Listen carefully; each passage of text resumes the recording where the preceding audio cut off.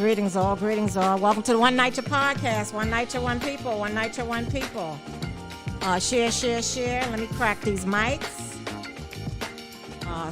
Stan. Yep, I'm here. In the building. Yes, I'm in the Kim, building. You in the building? Yes. Okay, yeah. So share the show. Let people know where you're from. Let's do a check-in. Give us that development if you're in NYCHA. Give us that borough. Give us that city. Give us that state. Give us that country, okay? Yep. All right. Worldwide.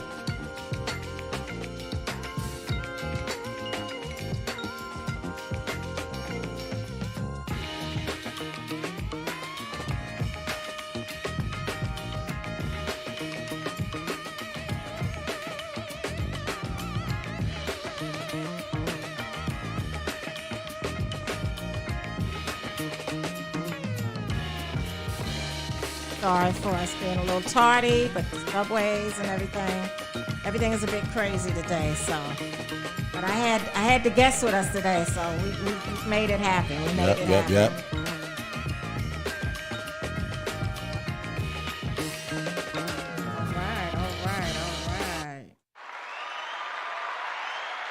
All right. So once again, welcome to the One Night Podcast. We are in the building. We have a phenomenal show for you today. The Return of Kim Tyre. She is in the building. She is in the house. Money Mike is exiting the building. Our engineer. We miss you, bro. But thank you. Okay, that's right. And we have our intern here in the house. So we about to jump into this show. So like we said, we're sorry for the tardiness, but you know how things happen, and it's just one of those days. But here we're starting. We're going to give you a full hour like we normally do. We're not going to shortchange our guests. So please share the show. Click like.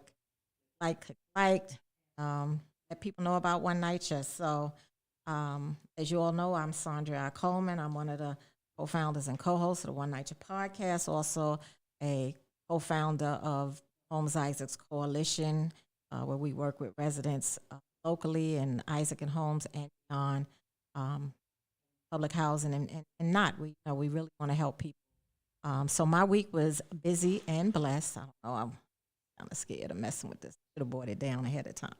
I'm not as high up as the guys. Yep. So my week was busy and blessed. The Holmes Isaac Coalition, we held the first monthly meeting in a very long time, and it was very good. It was we had maybe about 15 people, but that's okay. That's a start.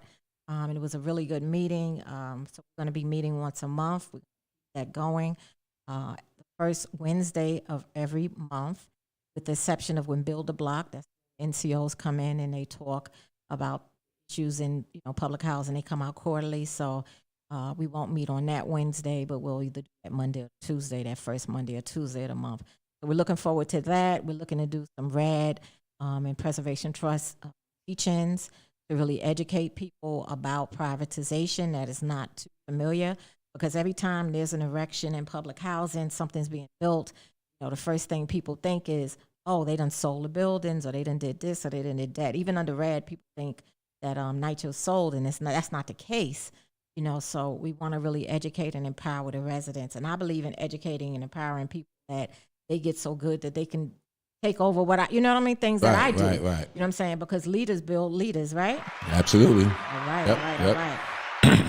So with that said, I think that's really I got to talk about. Let me jump to Stan and hear about how his week was. How was it? How was your week? Well, I'm a little frustrated. We see the migrants coming to New York, and I know we can't blame Eric for that. They're being sent without us asking them to come.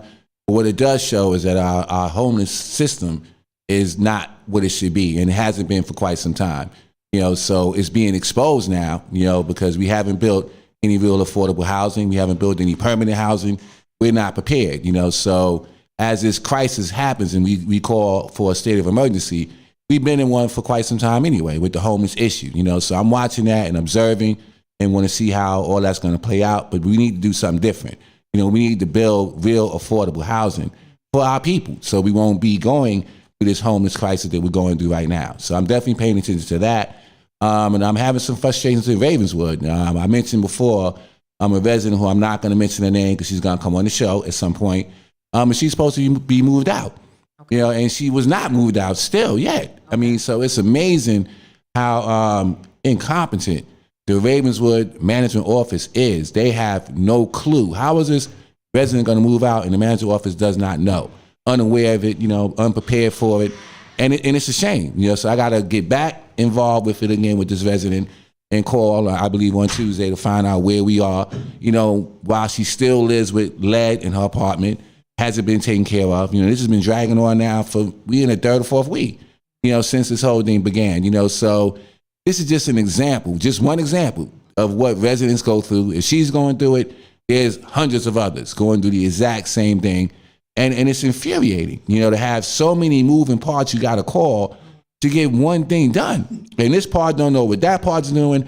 It's like 3 people screwing the light bulb, you know, and the light bulb never gets screwed in, and the 3 people are sitting around trying to figure out what's going on. So it's just too much. And I know we have a guest who's going to speak to some of those same issues. It's just so much coordination to get the most simplest things done.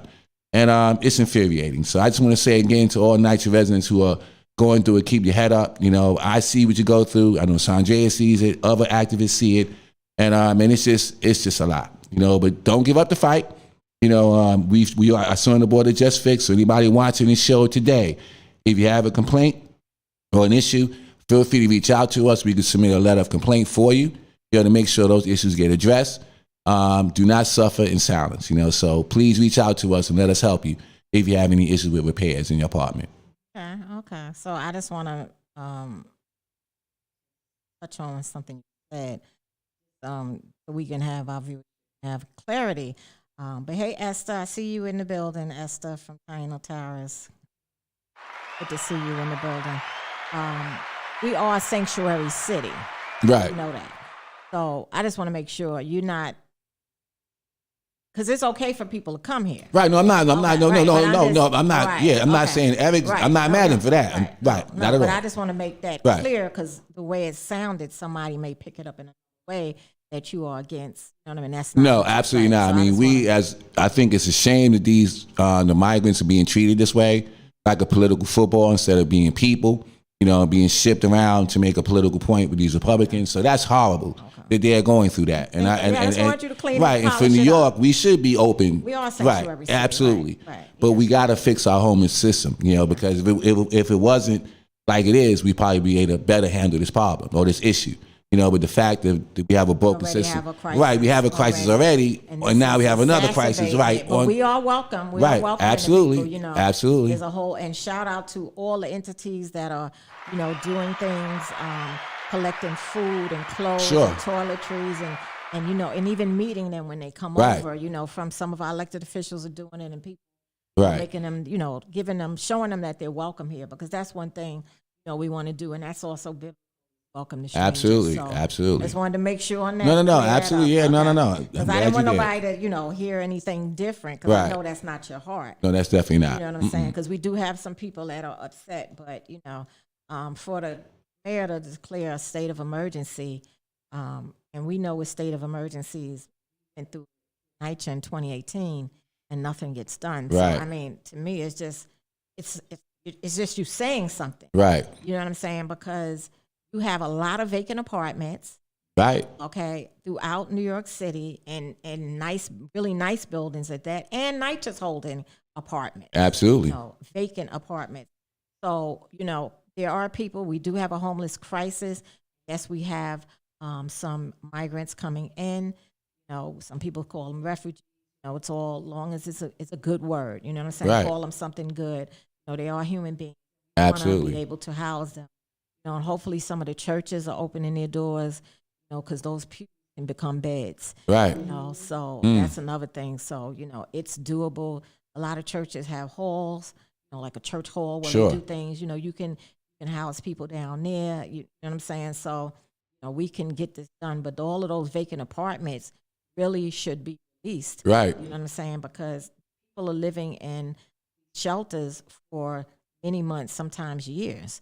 You know what I'm saying? And then to even go out and wind up in a studio or something like that. Right. It's like having a kitchenette in a sense, you know, but really need to build more affordable housing, yes. Yep. And Permanent housing. And NYCHA definitely needs to up those apartments that they are holding, and also loosen up those apartments that some resident council presidents have as their office, because that is an apartment that should not be an office. So I'm saying that again, and I will keep saying that. So once again, we welcome our guest, Yep. Kim Tyre. She is in the building. And can we hear from our intern? You want to say something, hon?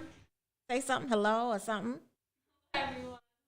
Okay, it's good to see you here again with us. Okay? Absolutely. And she was here on time. She got here before. Got here all of before us. me too. Yep. She was here before all of us. So we're gonna segue into our guest, Kim Tyre, who is no stranger to the show.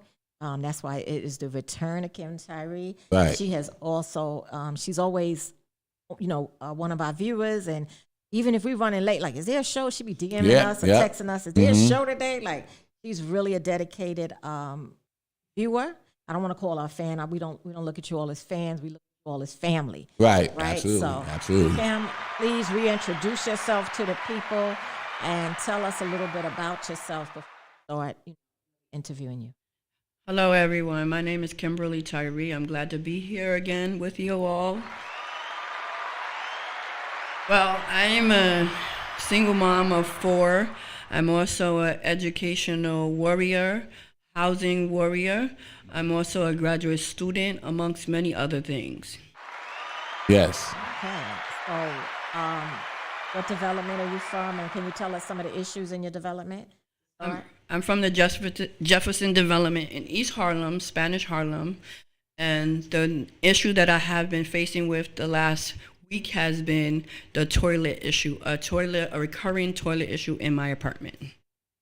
Wow. And I just want to say, when you sent me the text and I saw that, you see a lot of things in this when you do this work, but that was one of, again, one of those shocking scenarios that residents go through, and it's just a shame and just unacceptable. How long you had to wait for? I had to wait without a toilet, right? For what? Okay, so I had to wait for a day and a half this go round, but the last first incident with the toilet situation, I was 5 days without a toilet. Wow, 5 days. Okay, how does that work? Yeah, that's unimaginable. Tell me, how does that work? And I called the manager. I called the, I believe in following the proper protocols, calling the 718 number, calling the manager, getting a ticket, calling the management office. And the last management, she literally went home and she left me without a toilet, and I just don't quite understand how they phantomly can just go home and leave you without a toilet. And it was over the weekend at that. I don't even know how you can, how can, I mean, I don't even know what to say. It's unimaginable. So, I mean, we have to get into it. So you didn't have a toilet. You had to use the bathroom. What you had to do? How did you do it? Luckily, I have friends that I can reach out to that live directly across the street in the Johnson development houses, but who wants to inconvenience a friend You had to, all the way to go to the bathroom every time? And it just seems like you have to go to the bathroom more often than not when you don't have your own facility as a toilet. I don't even know what to say to that. That's a shame. That is criminal. Anyone would have to go through that. And you have kids, right? So your kids had to go through all this as well and go to the neighbor's house to go to the bathroom? Yes. I'm speechless. Like, and it doesn't happen, but I feel for you. You know what I'm saying? But and it's unfortunate that a story like that is just not isolated. No, it's not. And it's common in NYCHA. And it actually started happening in 2016, because I've been in my apartment since 2001. But it actually started getting unlivable in 2016. I had a gas explosion in my house, which set it all off. Wow. I went to the laundry and came back to my apartment, and everyone, because I live in a small building. I live in a seven unit building with 28 apartments. Mm-hmm. And it started then in 2016 when I had to go. I went to the laundry and I came back and there was a gas explosion in my apartment. Everyone in my building was in my apartment regarding the gas explosion. And then subsequently on from that, it just kept on going out of control. One thing led to another. Then it went from that to bed bug infestation. I don't like to tell people about that, but it went to that. Then in 2021, it went to without a stove. Okay. Yeah. And I remember that. Kenny, I remember that whole process of you having several stoves in your house being sent to you, and none of them were working. I mean, I remember these calls. It's just, can you talk to that? Because it's just unbelievable. How many's in the house now? Is it more than one? No, at this point in time, there's only one stove because I got up enough strength and energy, God's willing, to sit the stove downstairs in the hallway and reached out to all the political officials to let them know, to just ask them a question. Do you have a stove part of your living room decor? Because it was getting to the point where they would just bring a stove and leave the other one there. And my question is, when you bring a stove, take the other one out, old one out. Exactly. You know, and it got so bad that I caught them taking out one stove and turning around and going up the ramp that we have for the disability people and bringing that same stove that they took out back into me, you know. And I got videos of them on camera taking the same stove out and bringing me the same one back in. I just want to repeat that because that sounds insane. That they would bring you. I mean, what do they think we are? That they would bring you back the same stove that was broke And leave stoves. and leave stoves. I mean, what kind of madness is that? Like that's a storage Right. place. And that's her apartment. My apartment is on the corner of 3rd Avenue, so some windows face the corner of 3rd Avenue and some face the courtyard. So I went to my son's room and I took a picture and video camera of them bringing me the same stove that they just took out. And I asked them about it, and I called it to their attention, and they wanted to, you know, bluff me, brush me off. And I was like, no, y'all just brought me that same stove y'all took out.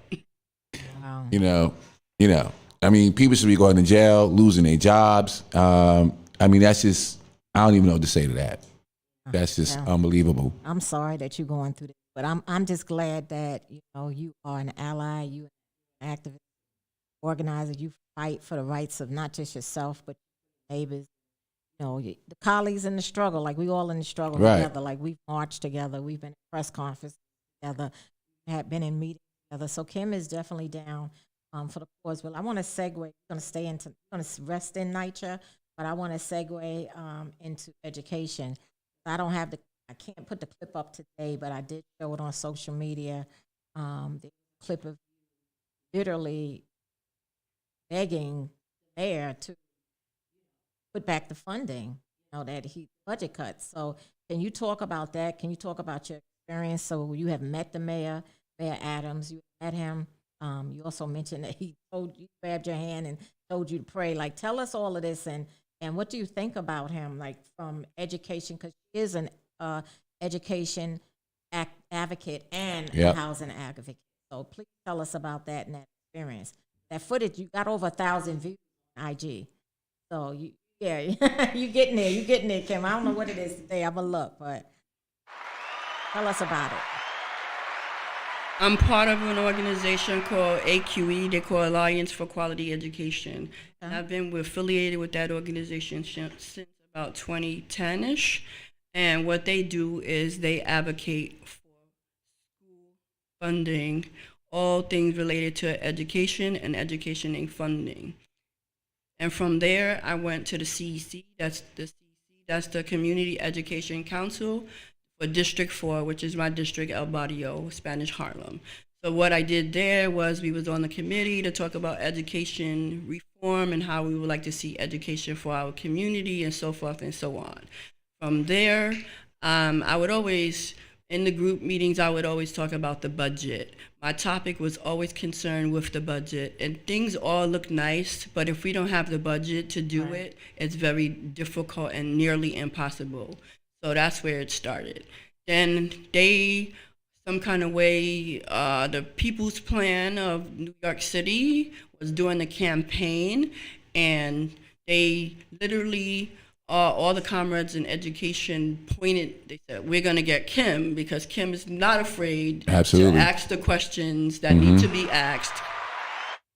Kim's not afraid to make people feel uncomfortable. Right. Mm-hmm. So with that being said, they said, Kim, they called me out in the middle of the day and said, Kim, we need you to go here. And they know Kim is the type of person that is going to show up and show out at all times. Right. Wait, give me some. And now, so I know you called me once to actually go in front of the mayor's house in Brooklyn. I remember the cops showed up too and made us leave. And technically his house in Brooklyn, that's a question in of itself. So can you talk about y'all following the mayor around and letting them know directly how y'all feel and how all that's been working out? Okay, so the People's Plan has a campaign, and they literally get the mayor's schedule on a daily basis, and they ask people who is willing and able to go to these detailed locations to meet and greet the mayor. So once again, they needed a person of color and a person who was not afraid to ask the questions.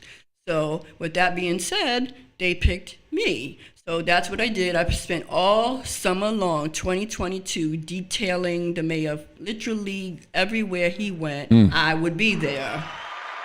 And can you say you told us you got a response? When you was asking about the money and the kids' education, and what did the mayor say to you?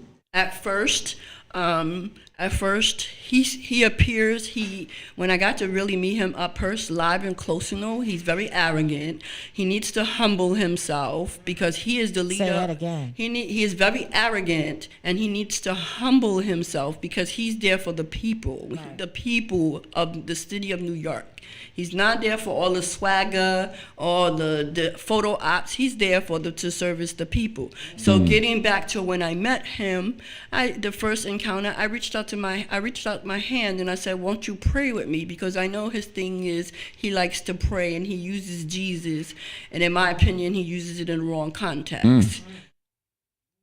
So with that being, Go on. So Keep going. with that being said, I just reached out my hands to him and I asked him to pray with me. But he didn't know that this is not what I meant when in my prayer. And when we was in prayer, I held his hands and I said, "I pray that you give us back, reallocate our $469 million to our 1.1 million school children here in the city of New York."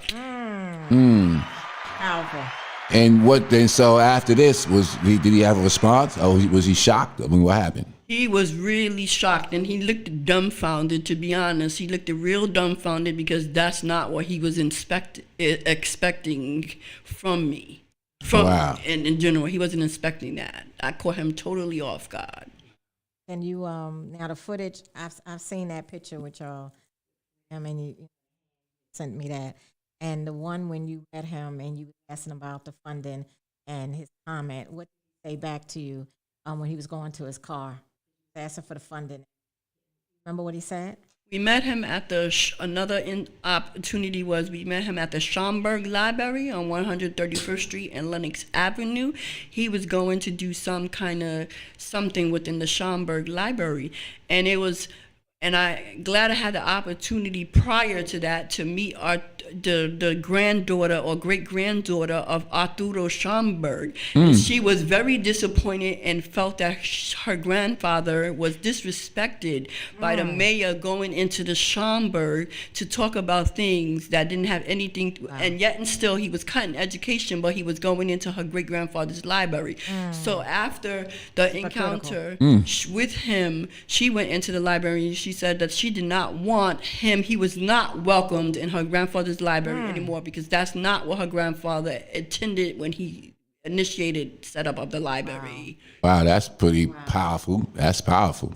And then when he came out from that evening, I was there again and I asked him, "Mr. Mayor Eric Adams, we want you to restore our $469 million to the school funding." And he simply went to his car, and I kept on reiterating the necessity for the $469 million for the 1.1 million school children. And he had the nerve to say, I heard what he said. be all right. Yeah. Kids That's will- yeah. Say that. kids will be all right. Something like that. He They'll He be said all the right. children will be fine. Right. And my thing is, no, the children will not be fine because you're cutting from the students that already have nothing to begin with. And if you're cutting from students who already have nothing to begin with, what do you think the outcome of that is going to be? Right. 100 grand. And as a parent, I'm outraged because I see the school system right now is in terrible shape, and has been worse after the pandemic. And so we need more money and more services because the kids are suffering. So to cut money at this particular point in time is crazy. Yeah. All other funding is else. And I want to also ask you, have another comrade, because you sent me two, and I was appalled when the lady was saying that she's, from and her child goes to such and such school. And his response was, I have kids. I have a kid too. That was just so. Now, who is that? Your comrade? That's one of my comrades. I believe that was Marva Schomburg. Shout out to her. And the sad and disgraceful part of this, for me personally, is the fact that you're privatizing. You don't have no stands on public housing, and then you're privatizing private housing, but you don't have a stance, and then you're taking away our education. So what are we gonna do? What are our children going to do? They're gonna be homeless and dumb. So right. That is just a horrible combination of to be homeless and dumb. Right. And just to put it, the icing on it, to put it a little bit more further, is that. What is this? You are a black man. You are doing this to the black community that already don't have nothing. And my mother always taught me, without education, you are nothing. Yep. You are nothing. And then you say that you're dyslexic. You're cutting from the dyslexic program. You're cutting from the restorative justices program. How are you going to end the gun violence if you're cutting from restorative programs that are sitting down with people to resolve the issues, to try to solve the issue? There's a saying, skin folk, always kinfolk. And that's a saying. That's a saying that's been said. Yep. That's something that we have seen there and other people that get positions of authority and power, and they just forget who they are. They forget of our struggle, as black and brown people. Education. There was a time that we were unable and we weren't even allowed to read. So you're going to cut education. There's an attack on, not here, but in this country, on our right to vote. There was a time when black people couldn't vote, women couldn't vote. You know what I'm saying? And just to see things happening to us in our lifetime, that people have fought and shed blood. You know what I mean? And all of the people that we're standing on their shoulders, because we wouldn't be activists and organizers if it wasn't for the people. For us. Absolutely. They taught us how to do it. We're not trying to say we're doing anything better. We're modeling, and maybe we might be doing things different a little bit because of technology and social media, but we stand on the shoulders of those people. So it's just horrible. And if you want to stop crime, one of the best ways to stop crime is for our kids to be educated, and so they can move on and get good jobs and live a good life. So you can't just say we're anti-crime and then take money away from education. That's ridiculous. You're going to lead to more crime if folks are not educated and can't get a job and take care of themselves. It's going to be, it's going to be the same thing. I want to chat real quick. I'm trying to pull that up. As some of y'all know, I used to work in NYPD. They're not hurting for nothing. They're not hurting for funding, and funding them, and people don't realize they get federal funding as well. You have people who look the system with overtime and so forth. You have officers sitting and doing clerical work when they should be out in the fields working in the streets, and you can literally hire 2 police administrative aides on that salary. You know what I'm saying? So it's a lot of abuse in NYPD, and there's a lot of wasted funding. So they don't, some of that money, if you want to pull from anything, take from that budget. You don't take from education. But you know what? The people elected a cop. What they did, they elected a cop. Let me jump into the chat, and then you could. Esther says, but he would fund police for stopping frisk. Maria just put some hundreds bullseye, so I guess that's what something I said. I hope, I don't know. Just showed up, so maybe. Maria has said, I have had people that were in my neighborhood got education, and now that they have a college degree, come back to the community. Yeah, that happens. That happens, yeah. Maria says, another corporate politician, yeah. Esther says, calling a spade a spade. Maria says, we mayor. Yep, that's true. Else? Esther wrote literacy, yeah. All the things that can help empower Black and brown people is being taken from them, and then the things that can stop and hinder them, you're funding, which is the police. Right. You're funding them. So it's like, what are you doing? You really are harming people of color. Because when you look in the prison system, in the prison industrial complex, there, Right. who's there? Who's upstate, up top? From the, it's our people. Absolutely. Our people in there with slave wages and just being brutalized and treated all kinds of ways. I've been watching on Netflix what is it, Orange is the New Black. It's done, but I never really got to watch it, so I think I'm in season 5 now or 4. But it was times, and this is fictional, but it's also some things that are real, right?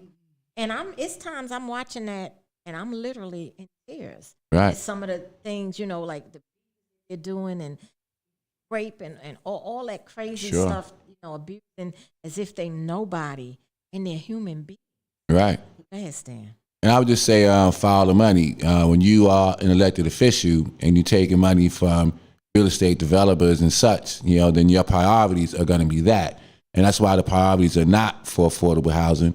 That's why the priorities are really not for education. The priority is going to be, taking care of those people that took care of you and put you in office. So always follow the money, and you find out where the priorities are going to be for these elected officials. And it's not for us. It's not for us. Now, go ahead. No, go. So I know, swinging you back to some of the nights and stuff. One of the things that really impressed me about Kim is that she's not paying. She's on a rent strike, and I want folks who are watching the show to know, if you are in an uninhabitable apartment, you have the right to withhold your rent.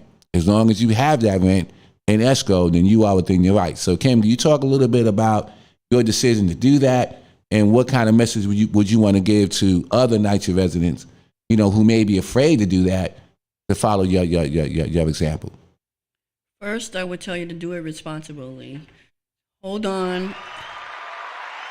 Amen to that. That's Yes. right. Tell them. Yes. Do it. Number one, do it responsibly. The normal amount of rent that you pay every month, hold it back, but put it in a money order, put it in an escrow account, and make sure that you have it when they call for it in any event. But I took it upon myself.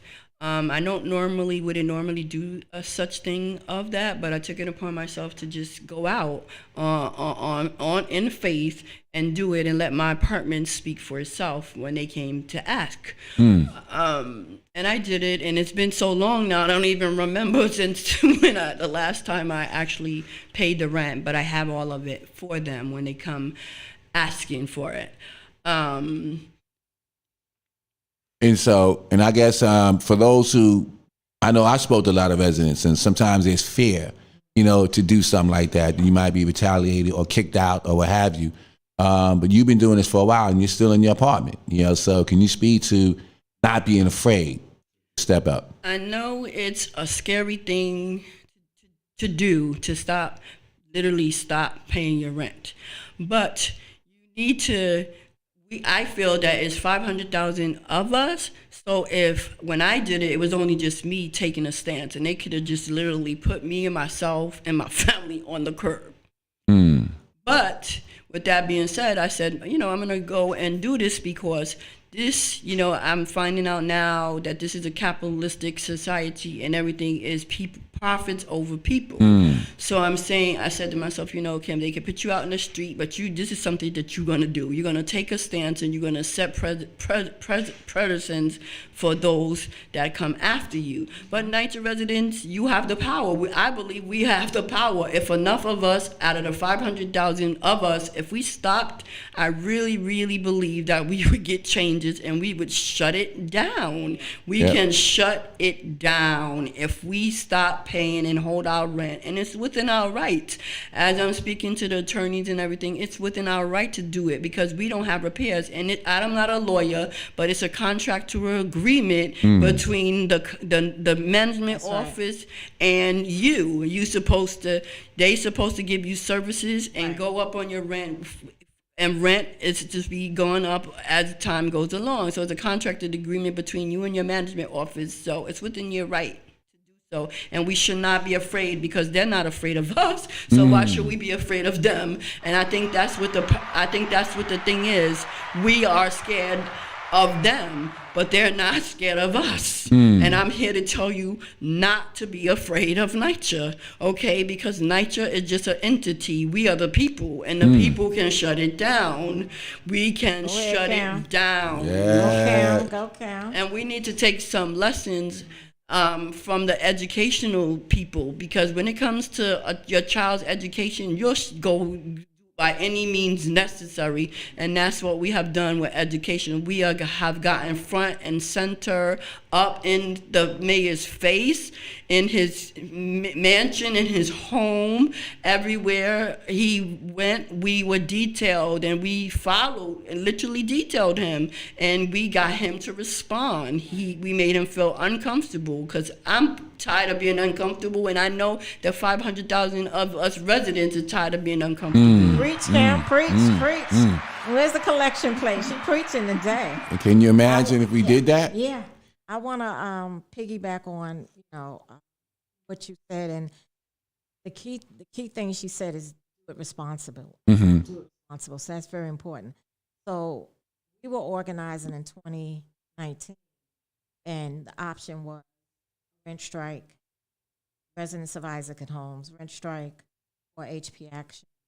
And collectively decided on the HP action, Housing Parts lawsuit, because everybody was not comfortable. We wanted to make an impact, so we didn't want some doing the rent strike, some doing the HP action.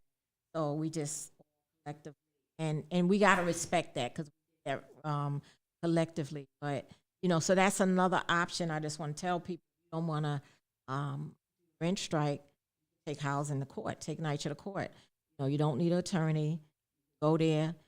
Make sure you got to list your ticket numbers and issues in your apartment.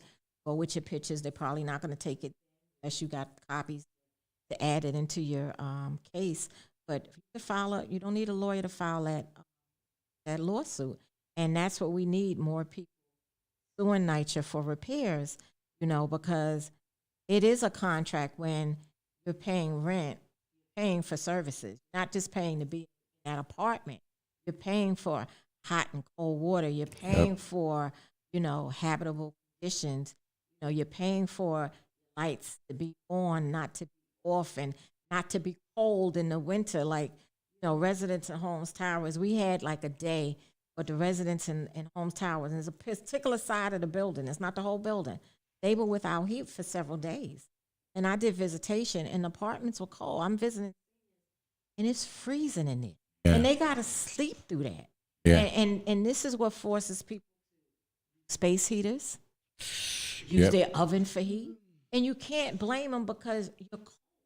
I sat there, and I was cold in the living room. And then we went through the house.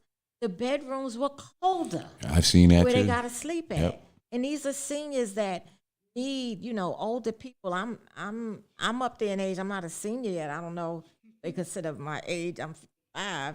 I don't know if that's not a senior yet, but I need heat. You know what I'm saying? I need hot water. It's therapeutic because I'm disabled. I need that for my body in the morning to get going. So when I don't have hot water, I know how I feel, so I can imagine what they feel like. And I know what it feels like to be cold trying to go to sleep. Uncomfortable to be layered up, and it doesn't work for your body. So they're Absolutely. making people even sicker. NYCHA's literally making people sick. But I just wanted to, let people know that what Kim is doing, you can do, or you could do another way, and also reach out to your elected officials. Put them to work. They work for you. But I want Not the other also way want to, around. but I also want to say, do something. Pick one of those options. Right. Pick one of those options, because to sit and do nothing, you're part of the problem. Don't suffer in silence. And then can you speak to the response of the elected officials? I know some elected officials are aware of what's happened with you. And Say you, names if you yeah, want. yeah. I If you suggest want. if you want, but you gotta let folks know what these elected officials are and are not doing. Well, I'll start off with Diana Ayala. She is doing absolutely nothing, nada, like they say in Spanish, nothing. Already She here. sent me A constituent. I'm her constituent, and she sent me a long, lengthy email with a highlighted yellow at that, like I was ignorant, I was dumb, and I was worthless. And I'm looking for that email to take to court with me to show the judge, to let her know that she is my city official in my district and I'm her constituent. And she literally blamed me for the problem and stated that I had too much possessions, which had nothing, absolutely nothing to do with her doing nothing. Has she did a visitation to your home? She has done nothing. But she hasn't even come to your home. No. So she's taking hearsay, I guess. So I guess from she's NYCHA. taking hearsay Okay. from, But it doesn't matter. from NYCHA.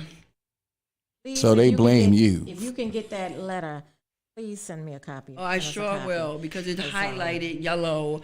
First, she gave me her personal commitment that she was going to look into what my situation was, and then her constituent office, she sent them a letter in highlighted yellow, and I took that as disrespectful I would too. and very ignorant of her to make that assumption, not even visiting and finding out for herself or sending one in her constituent's office. She does absolutely nothing. She has an office on 116th Street and Park Avenue, and it's never open. And you go there 1,000 times, and it's not even open. It's closed. And she is supposed to service Harlem and South Bronx.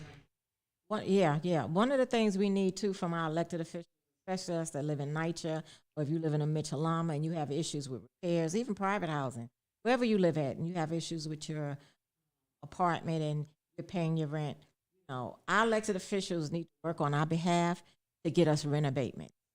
Because people are living without gas for months. People are living without elevators and there's so many things people are living with, and they're paying full rent, and that's not how it works. And you can't really advocate for that rent. You can take them to court, and maybe you can get an abatement out of it. But our elected officials, that should be something they should be working on.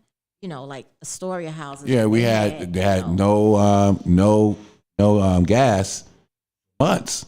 And I think Mike Gennaro supposed that we actually submitted a bill that they would get some reimbursements. I don't think that bill passed. It just sort of died. And just speaking on the elected officials, as an organizer, we call them, and they really don't do nothing. I mean, you really gotta, call and email and do this and do that, and they really don't do nothing. But then you have the nerve to turn around and privatize and vote for the Preservation Trust, of which many of them don't even know really what it is, because we've been in conversation with some, and they don't really know. But you voted for it, but you don't really understand it, but you don't do the work when the residents call you, which is what your job is to do. Yeah. It's not good. I'ma say, for me personally, and I wish that was everybody's. I don't know if that's going to be going forward, but I had Congresswoman Carolyn Maloney. I still have her till January. Very proactive, work with the residents. Hey, Sandria calls. She called. I have her number too. I don't call her. I deal with her office, but she calls me directly. Talks to me. And she works for us. She knows she works for I us. second that. That's another. I That's third one that. person. Had former council member Ben Halos. I'm calling out the ones that have done the work with, paid for our attorneys through Take Root Justice. Started off with our lawsuit, and he marched with us, the press conferences with us. I mean, he's just been there, like from letters to phone call. I mean, his office, if it isn't him, it's his office. So sometimes it doesn't have to be that elected official, long as they have a responsive constituent services. That's the key. You know what I mean? And- to get the things done. So I'm calling him out, former Councilman Kalos. Thank you. Thank you, Congresswoman Carolyn Maloney. Thank you, Julie Menon, our current council member that does a lot of work for us. Her Cameron, her director of services, excellent.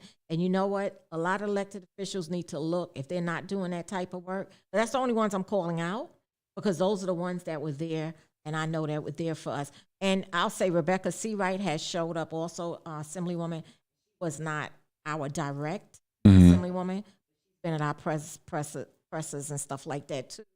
But and I thank you to her too. And there was a few others, but I'm gonna leave it at that because those are the consistent. And that's what you need, people that's going to work and know they work for you and work with you and help resolve issues. I mean, we should not be electing these elected officials back in office, and they only come around for petitioning and for your vote, and you don't see them anymore. You can't give us a turkey. A turkey's not enough. You know what I'm saying? You can't give the seniors iPads and with the city iPads and the AC. That's not enough. You know what I'm saying? You got to come in these homes and see how people living. Congresswoman Carolyn Maloney went into apartments. She went into apartments. Wow. You know what I'm saying? And I've seen that. Yep. We also, and I'm gonna call out this guy, George Brown, Mr. George Brown. He moved out of Holmes Towers. He moved out because of the repairs and everything else. He just moved out. He's in Esplanade Gardens, so he's in a place. You know what I'm saying? But the point is, he had to leave because he needed an apartment and just to repair. He had enough. Guys, he's a laborer. He worked with labor unions, and God didn't deserve. He was happy down there. They wouldn't give him the extra room, the big, a full apartment, a 1-bedroom, and he was having issues constantly with repairs. So he finally. But everybody can't do that. Right. So that's the problem. A lot of people are stuck in public housing. It's not that people are poor or they don't have the money to move. Moving is expensive. Because when I moved from one building to another, I did not want to do that. My stuff had to be, my bedroom set had to be broke down. So it was with all and all that, everything. It was and they damaged my glass a little bit. It was just a whole mess. But moving is expensive. It takes a lot. So it's not like everybody has the wherewithal, want to move, have the money. It's not about that. People can't. Everybody is not stuck in NYCHA, but you want to pay 30% of your income, and it's affordable. That's why a lot of us stay, even with the conditions. That's why there's over 100,000 people on a waiting list, even with all the stuff that they see on the news, all of the stuff that they see on Twitter and social media, people complaining, and they know how bad it is. People are still moving. I'm gonna call out East River houses. It's really. I campaigned over there. I was in tears, but people will move in there because people need a place to stay. So the city needs to really step up the way they treat private landlords, prosecute them, fine them crazy, heavy fines. Nobody's doing nothing with NYCHA. You know what I'm saying? The authority, because it's government. No, we got to remove that cloak of immunity. We also gotta get a public advocate that's for the public, okay? Because Jamani Williams is not for the public. Somebody else out. All right. He's not for the public. Okay. And I would like to have that role as a public advocate, because in my understanding, a public advocate advocates for all things pertaining to the public library, public park, public housing. And I don't see him advocating for anything pertaining to the public. And I'm confused because I have met him and I have shouted him out about his inabilities to advocate for the public. And his baby mama wanna give me drama, and I didn't care because I was like, your husband or boyfriend or whomever is not advocating for public. Wow. Okay, now but you gotta call him because it is upsetting. It is upsetting. Some of these big name politicians, or so-called progressive politicians, when you get in there, you change. I mean, I'm looking at a Tiffany Caban, has a big name. She voted for some things that were surprising. She voted for some private development, and it's like in Queens, it's like, well, why? You ran as a progressive, you were supposed to come in here and shake stuff up, so to go in there and do that. And also, I'm just call it like it is. You don't see him around, when you reach out. What about AOC? I mean, I'm going to just call it like it is. I mean, I organize in Queens, and that's the call, is that we're not seeing y'all enough. Yeah. We don't see AOC enough. We don't see Tiffany Caban enough. We don't see Julie Wan enough. We just don't. And I'm dealing with the residents, and these are your constituents. So if I'm calling on behalf of them, something should get done. I'm not trying to take your steam, but that's your job. And to this point, from my point of view, they haven't done it the way a Carolyn did, and that's just being honest. They're not as proactive, and they're just not doing it. So we're going to see now, as I know election time is coming back around, and so we're going to see next year, right. So we're going to see and these city council folks now, but it's been very silent for some of these big name folks who are sitting in these seats. They're not really doing what they're supposed to do. All right, let me go to Go to the chat. Esther, call them out. Love it. Okay, Esther. Maria, the majority of these politicians change once they get in office. That's true. And it's also, like, they lied. But I can probably lied. But I can do say about AOC, she was at one point looking into getting the Green New Deal. The Green New Deal at one point, but I fell out of the loop on what transpired in that. But she was making it. And I give her credit for that. I mean, and she was trying. We're talking about now. Where is she at now? Where she's at because where are you? She's got a national voice, right? So if she says something, that's national news. So they love her and they hate her. Right. So she got both sides. I haven't really heard what her stance is on NYCHA. I haven't heard her come out for, against. I haven't heard anything. I haven't heard from Tiffany Caban really clearly, like, what is your position? So, silence is not enough. You can't sit there and be silent with this issue on the table right now. She's still in office. Let me go right back to the chat, y'all, because I ain't finished that up. Maria says, moving is joke, especially for I can't move the furniture around like I used to. Right. Going out. Maria says, I visited a development and they had to compact the stuff all the way to the 9th floor and it's privatized. Can you say what development is that? Please. Gary says, make elected accountable, call them out at every chance, especially when you get me attention. Yeah. I think she's talking about the Maria. That's what I use in mornings like this morning, and I called call center, never got the heat. That's crazy. And Esther, I don't know what it was for, but Esther said, hallelujah. Yeah.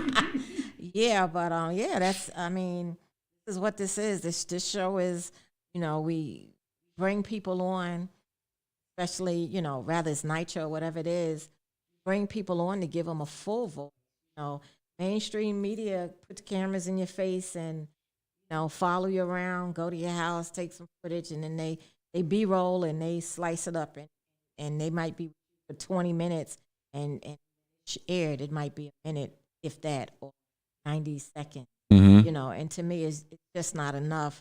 And since we're calling out people, I'm not going to call out people. I'm just going to say these mainstream entities, y'all come out with your cameras and y'all do great work, and it's keeping y'all getting, y'all getting noticed, y'all doing this. Winning Emmy Awards and such. Right. Mm-hmm. But what I would say is for these entities, I'm not really going into the person, but the entities. Next time you show up doing a development and they don't have no gas, come with hot plates or something. Come with something. You know what I'm saying? That costs these networks nothing. They could write it off. Show up, to these developments in need with something to give to the residents. That's what they should be doing, because you know what?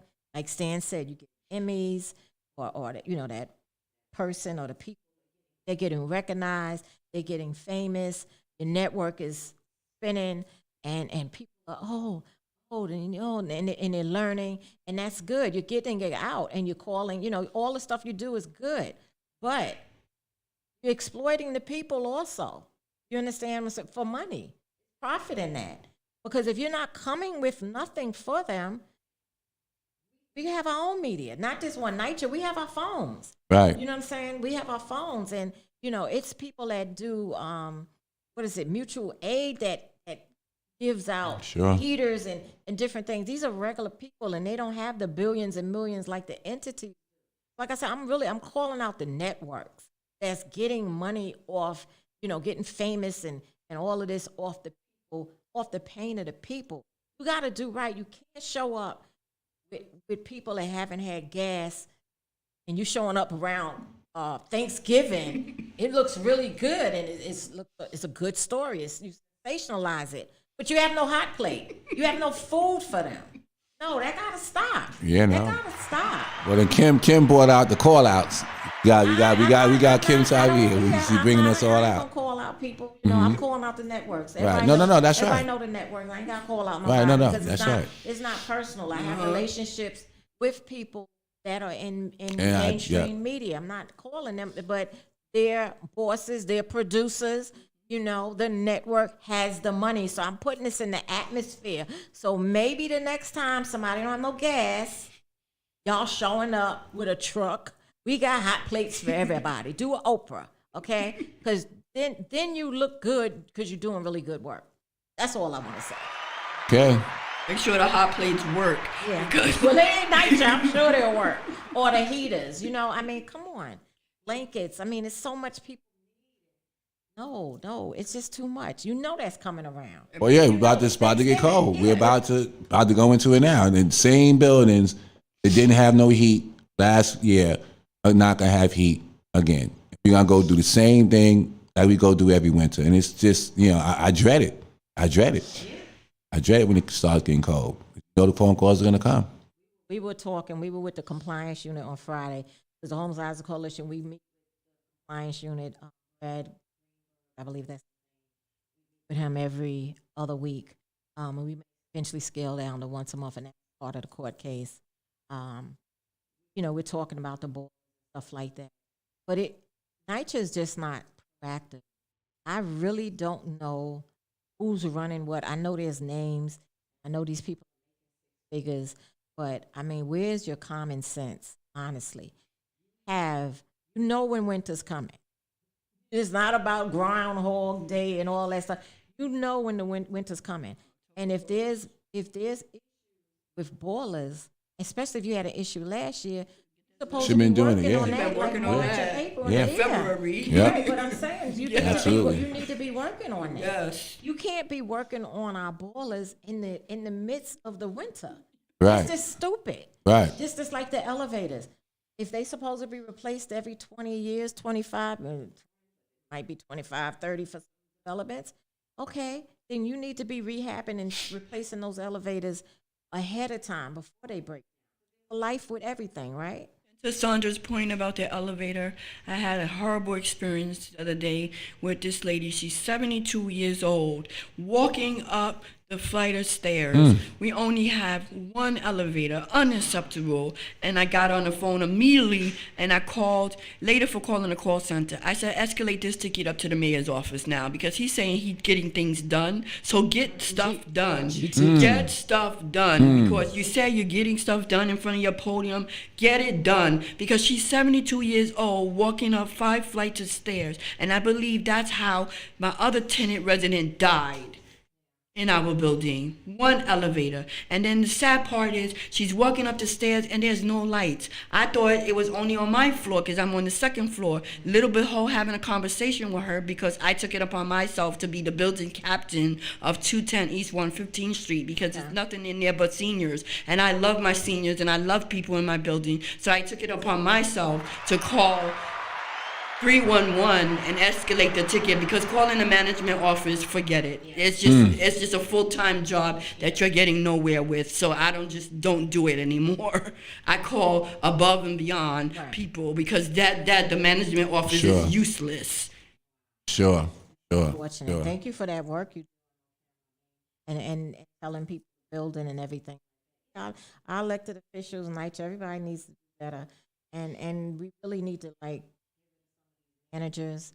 I know Resident Management Corp is people a lot of talk about that, wanting it and council to be and that's going to be different.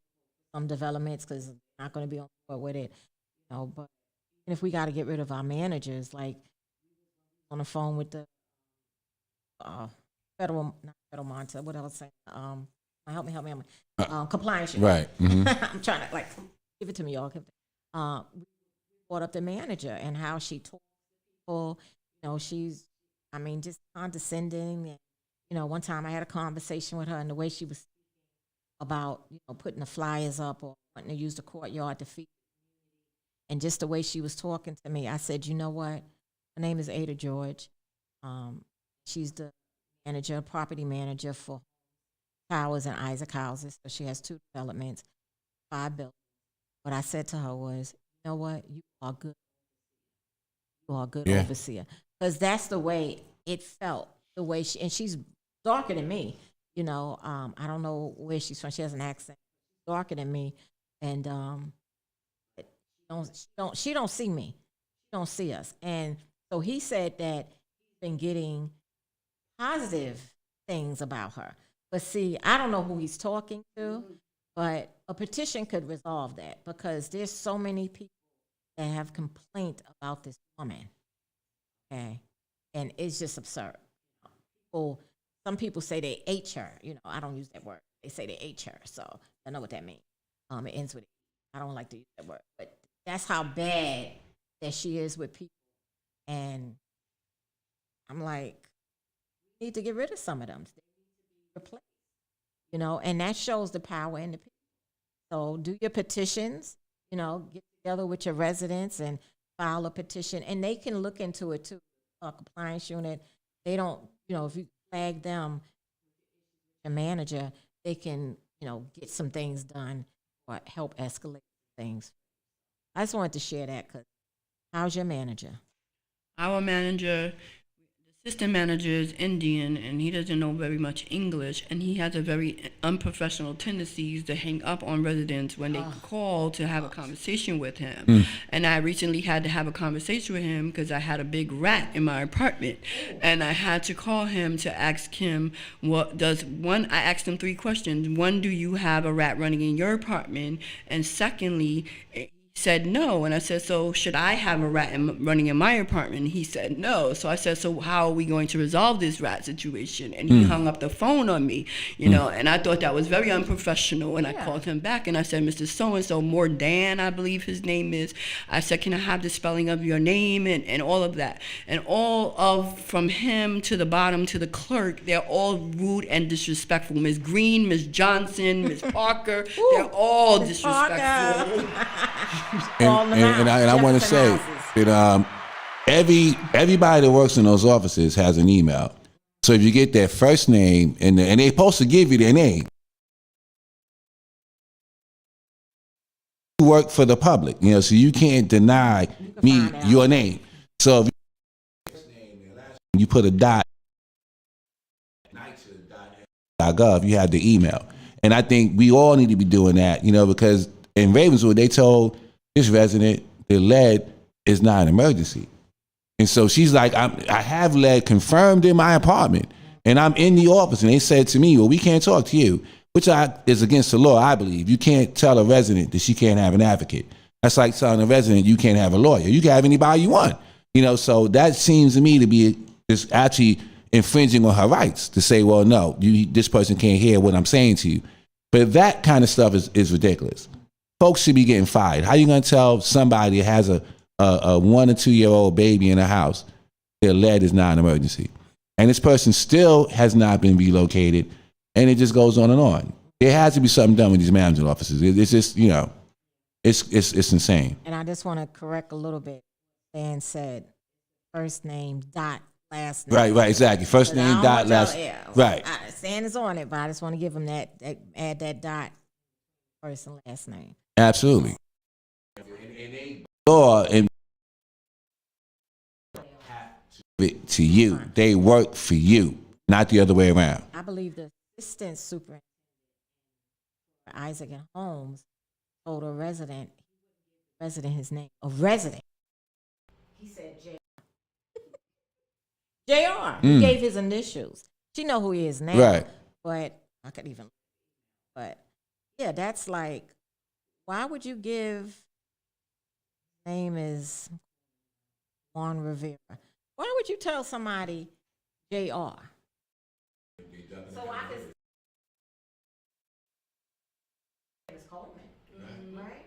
I'm not gonna say her name, but he told her Jr. That's. But we reached our time, so final words from you, Kim. And we traveled, didn't we travel, Kim? Our travel was like, oh my gosh. My final words will be for the NYCHA residents, all 500,000 of them, stand up and fight back, but really stand up and fight back, show up and show out. If you can't come to in the streets, you can write letters, you can call your city officials, you can write letters, you can call, you can go out and advocate in the public, in the streets, you can make phone calls, you can do, but doing nothing, telling your neighbor about the problem and not being part of the solution, you're part of the problem.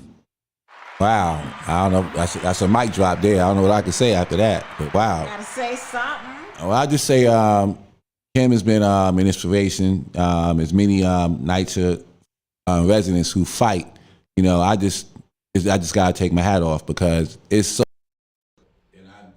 And I'm on the phones and talking to these managing offices, and the level of frustration is mind-boggling.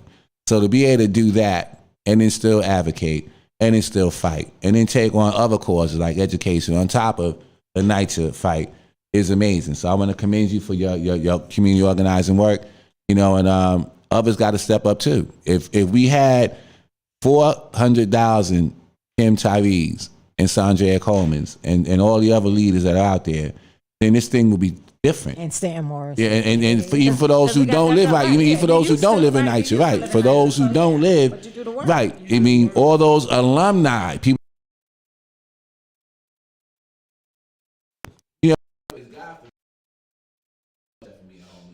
We all, you may lose your job and you may have to be applying to go back to live in NYCHA. You never know what's going to happen. And they show up for family days. Right. Come back for family Right. days. So we got to all be involved in this fight.